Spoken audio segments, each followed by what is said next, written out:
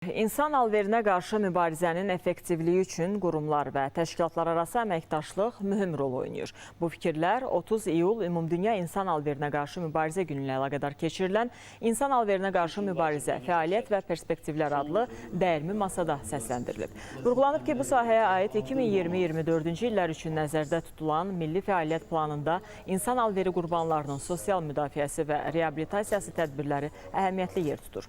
Bunun nəticəsidir ki, Sosial Xidmətlər Agentliyinin tabeliyində olan insan alveri qurbanlarına yardım mərkəzi ötən dövrdə 326 şəxsin sosial reabilitasiyası işlərini aparıb. Tədbirdə azyaşlıların problemləri də xüsusi vurğulanıb. Bildirilib ki, bu il 13 uşaq məqsədli şəkildə təhsildən yayındırılıb. Belə hallar aşkarlanan zaman qurumlar tərəfindən müvafiq tədbirlər həyata keçirilir.